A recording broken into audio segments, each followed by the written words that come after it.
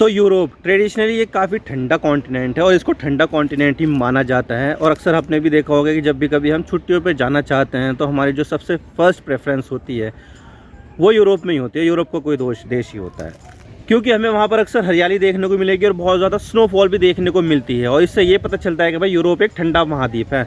लेकिन ये सारी चीज़ें बदल गई हैं, क्योंकि देखा जाए तो 2022 में वहाँ पर सूखा आया था और इसके बारे में ये बताया जा रहा है कि भाई पिछले 500 सालों में सबसे भयंकर सूखा आया था, जहाँ पर नदियाँ सूख गई, झीलें सूख गई, जंगलों में आग लग गई और बहुत सारी नेचुरल कैलेमिटी हुई थी।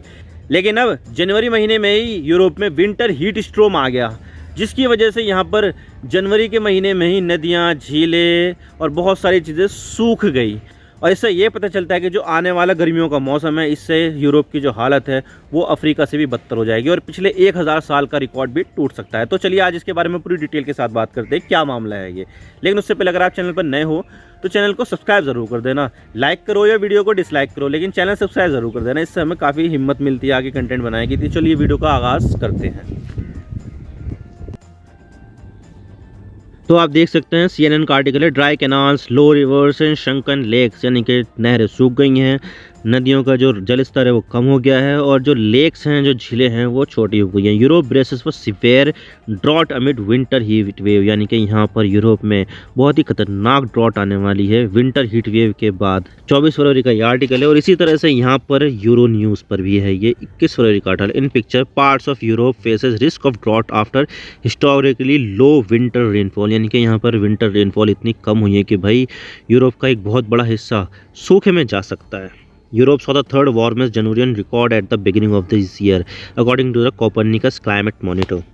तो बात करते हैं मामला क्या और हम इसकी बात क्यों करें। तो देखिए, यूरोप जो आमतौर पर ठंडा महाद्वीप माना जाता है, लोग अक्सर गर्मियों के सीज़न में यूरोप जाना पसंद करते हैं और अब फरवरी के महीने में ही वहाँ पर हमें गर्मी देखने को मिल रही है। फरवरी नहीं, एक्चुअली जनवरी से ही गर्मी देखने को मिल रही है और अभी तो गर्मी का मौसम आया भी नहीं है। और ढंग से जब गर्मी का मौसम शुरू होगा तो हालत आउट ऑफ कंट्रोल हो जाएगी, क्योंकि देखा जाए तो यूरोप के लोग इतनी ज़्यादा गर्मी के आदी नहीं हैं, वो ठंडे मौसम के ज़्यादा आदी हैं। और जब वो इतनी ज़्यादा गर्मी से एक्सपोज होंगे तो तब सिचुएशन बहुत ही ज़्यादा एक्सट्रीम हो जाएगी, बहुत ज़्यादा ख़राब हो जाएगी। और इस चीज़ को विंटर हीट वेव बताया जा रहा है। और जब समर का मौसम आएगा तो हीट वेव की जो हालत होगी वो तो आप समझ ही सकते हैं।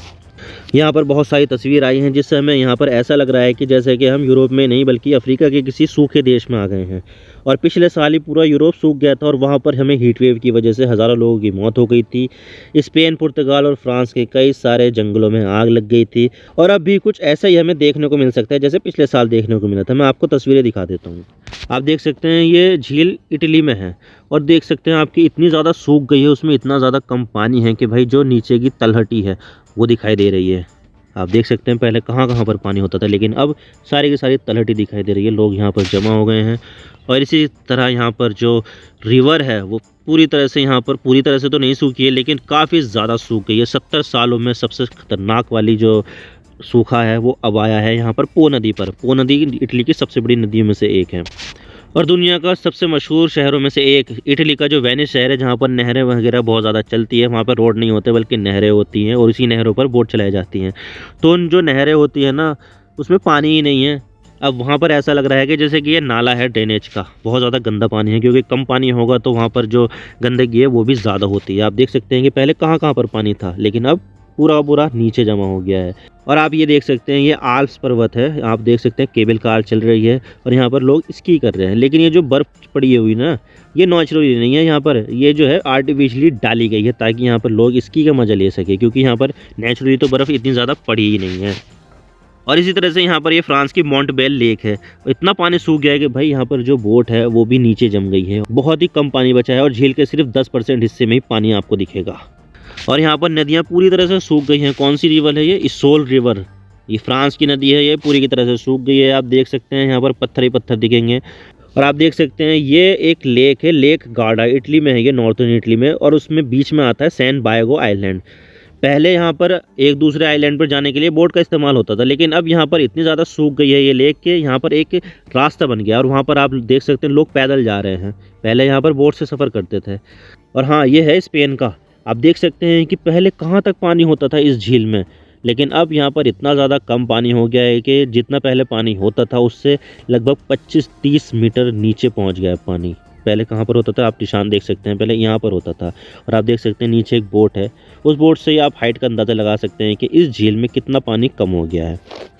और मैं आपको यहाँ पर ये मैप दिखा देता हूँ कि हीट वेव कहाँ कहाँ पर है। आप देख सकते हैं कि इस मैप के ज़रिए किस तरह से साउथ यूरोप और बाल्कन यूरोप में लगभग सारे ही देशों में आपको सूखा देखने को मिलेगा। और ये सब आपको जनवरी में ही देखने को मिला, यानी कि जनवरी में यूजुअली यहाँ पर स्नोफॉल होती है या फिर रेनफॉल होती है, लेकिन यहाँ पर ऐसा कुछ हुआ ही नहीं है। और आप देख सकते हैं कि इन इलाकों की मिट्टी सूख गई है, वो भी सर्दी वाले जनवरी महीने में। तो आप खुद सोच सकते हैं कि जब गर्मी का मौसम आएगा तो तब हालत कितनी ज़्यादा ख़राब हो जाएगी। और इतना ही नहीं, जहाँ पर आपको रेड डॉट्स दिखाई दे रहे हैं, ये वो इलाके हैं जहाँ की जो वेजिटेशन है, जहाँ की जो घास फूस है, पेड़ पौधे, वो सब सूख गए हैं। यानी कि अब इन जगहों के पेड़ पौधों को हरा भरा होने की जान बची ही नहीं है।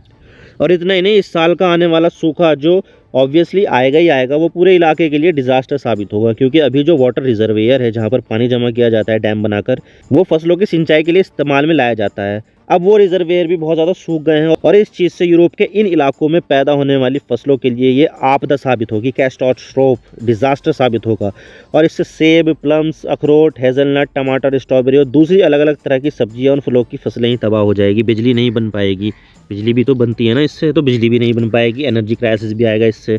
और ये जो बर्बाद होने वाली फसलें हैं ना, ये पूरी तरह से इन वाटर रिजर्वेयर से आने वाले पानी पर निर्भर करती है। और ऐसा होता है तो यकीन मानिए ग्लोबल फूड क्राइसिस हो जाएगी, क्योंकि जितनी यूरोप को इन चीज़ों की ज़रूरत है वो इन्हें खुद से पैदा नहीं कर पाएगा। तो यकीनन इससे यूरोप में पैनिक मच जाएगा। और रशिया यूक्रेन वॉर की वजह से गेहूं की सप्लाई भी बहुत ज़्यादा टाइट है। तो ऐसे में ग्लोबल फूड क्राइसिस डेफिनेटली आने ही वाली है। और इस समय यूके में तो ऐसा ही हो रहा है, क्योंकि देखा जाए तो यूके में जितनी भी सुपरमार्केट कंपनियां हैं, उन्होंने पर कस्टमर सब्जियां और फलों की यूनिट तय कर दी है कि आपको टमाटर चाहिए तो आपको 3-4 किलो ही नहीं मिलेंगे, बल्कि आपको सिर्फ 2 टमाटर मिलेंगे। इसी तरह से आपको 3-4 किलो आलू नहीं मिलेंगे, आपको 2 ही आलू मिलेंगे। और इसी तरह से बाकी सब्जी और फलों का भी हाल ऐसा ही है।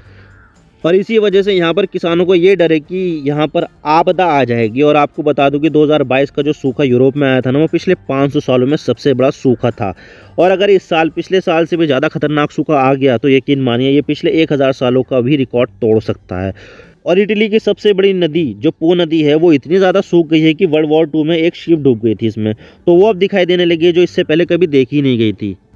ये रही वो शिप जो वर्ल्ड वॉर 2 के टाइम पे डूब गई थी, जो नदी में आज तक मिली ही नहीं कभी। लेकिन अब यहाँ पर ये नदी इतनी ज़्यादा सूख गई कि अब ये पूरी तरह से ये दिखाई दे रही है। लेकिन मैं आपको बता दूं कि ये तस्वीर जो है वो पिछले साल की है, लेकिन इस बार तो और भी ज़्यादा गर्मी आने वाली है। तो अब शायद ये जो दिखाई दे रहा है ना पानी, ये पानी आपको दिखाई भी नहीं देने वाला अब आने वाली गर्मी के मौसम में। और अगर मैं फ्रांस की बात करूँ तो फ्रांस में इस बार पिछले 60 सालों का गर्मी का रिकॉर्ड टूटा है। और 32 से भी ज़्यादा दिनों तक फ्रांस में कोई भी बारिश नहीं हुई है, जिससे फ्रांस में इस साल पिछले 60 सालों का रिकॉर्ड टूटा। और यहाँ पर इस चीज़ को देखते हुए पीने के पानी की भी कमी पड़ रही है। और फ्रांस में जल्द ही पीने के पानी के इस्तेमाल पर रिस्ट्रिक्शन यानी कि लिमिट लगने वाली है। और ये सही भी है, क्योंकि फ्रांस इस समय पीने के पानी की कमी से जूझ रहा है। तो ऐसे में पीने के पानी का इस्तेमाल पर लिमिट लगाना एक ज़रूरी कदम भी है। और इसी के साथ ही यहाँ पर इंग्लैंड में भी बहुत तगड़ा सूखा देखने को मिला है। पिछले साल भी वहाँ पर हुआ था, लेकिन इस बार भी यहाँ पर होने वाला है, क्योंकि देखा जाए तो इंग्लैंड में बहुत ज़्यादा गर्मी पड़ रही है इस समय। और पिछले साल तो यहाँ पर सूखा पड़ा ही था, लेकिन 2023 यानी कि इस साल भी यहाँ पर बहुत ही तगड़ा सूखा पड़ने वाला है। बहुत ज़्यादा कम बारिश हो रही है। और इंग्लैंड में जितनी भी नदियाँ हैं ना, उसका 63% रिवर में पानी नॉर्मल से बहुत ज़्यादा कम चल रहा है। तो आप सोच सकते हैं कि यहाँ पर कितनी ज़्यादा कंडीशन ख़राब हो रही होगी। और ऐसा ही हमें स्पेन में भी देखने को मिल रहा है। और यहाँ पर भी पीने के पानी की कमी देखने को मिल रही है। और इसके जो रिजर्वेयर है, जहाँ पर पानी भरा जाता है, वो खाली रिजर्वेयर हो गए हैं, इसमें पानी भरा ही नहीं जा रहा है। तो ऐसे में स्पेन में अब ये डर हो गया है कि इस्तेमाल के लिए पीने का पानी कहाँ से आएगा। और इसी चीज़ को देखते हुए स्पेन यहाँ पर 24 बिलियन US डॉलर खर्च कर रहा है, ताकि पीने के पानी को मैनेज किया जा सके, साफ़ किया जा सके, उन्हें उसे ट्रीट किया जा सके और सिंचाई बेहतर तरीके से की जा सके। और वैसे भी स्पेन की हालत काफ़ी ज़्यादा खतरनाक है, काफ़ी ज़्यादा ख़राब है। 1980 से अब तक वहाँ पर पीने लायक पानी जो था वो 12% कम हो गया है।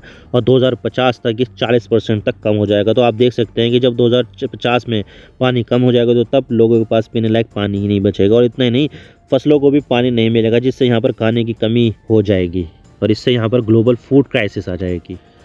और पिछली बार की तरह इस बार भी इटली में सूखा आ जाएगा, क्योंकि पिछले साल इटली में सूखा आया था, जिससे इटली की जो फसल थी उसका प्रोडक्शन बहुत ज़्यादा गिर गया था। नदियों में पानी नहीं था, झीलें सूख गई थी और ग्राउंड वाटर भी नीचे चला गया था। और इस बार तो इसकी शुरुआत जनवरी से ही हो गई है। और अभी तो गर्मियों का पूरा सीजन ही नहीं आया है, अभी तो आना बाकी है।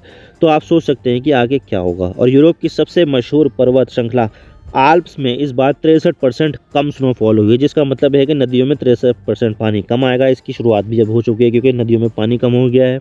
और इटली की सबसे बड़ी नदी पो नदी में नॉर्मल से 3.3 मीटर पानी कम बह रहा है। तो आपने भी देखा होगा कि शिप बाहर निकल कर आ गई थी पिछले साल, और ऐसा इस बार भी हो सकता है। और इसके अलावा यूरोप की सबसे पुरानी पर्वत श्रृंखला जो है वो पायरेनीज है, वहाँ पर भी बहुत ज़्यादा कम स्नोफॉल हुई है, जिससे वहाँ की हालत भी बहुत ज़्यादा खतरनाक हो गई है। और ये जो पर्वत श्रृंखला आती है वो फ्रांस, स्पेन और अंडोरा में आती है, तो ये देश तो गए। और ऐसे में आने वाले जो 4-5 हफ्ते हैं ना, वो यूरोप के लिए काफ़ी ज़्यादा क्रूशियल होने वाले हैं, क्योंकि देखा जाए तो पिछले साल सूखे से पूरा यूरोप काफ़ी जल चुका था और इस बार सर्दियों में ही हीट वेव आ गई। तो ऐसे में आने वाले कुछ हफ्ते यूरोप के लिए काफ़ी ज़्यादा मुश्किलें होने वाले हैं। और अगर तब बारिश आती है तो ठीक है, लेकिन अगर बारिश नहीं हुई तो यूरोप में पानी और खाने की समस्याएं देखने को मिलेगी, और इससे होगा ग्लोबल फूड शॉर्टेज, जो आने वाले कई सालों तक भी रिकवर नहीं किया जा सकेगा। और इसके अलावा आपको भी अपने पर्यावरण के ऊपर थोड़ा ध्यान देने की ज़रूरत है। पर्यावरण का ख्याल रखिए, पानी बचाइए, बिजली बचाइए, और जो भी दूसरे नेचुरल रिसोर्सेज है उनको बचाइए। खाना उतना ही खाइए जितनी आपको ज़रूरत है, उतना ही पकाइए जितनी आपको ज़रूरत है, और कोई फालतू में वेस्टेज ना कीजिए। तो आई होप आपको सारी बातें समझ में आ गई होगी। Thank you for watching. I really appreciate your prestigious time. God bless you all. Now signing off.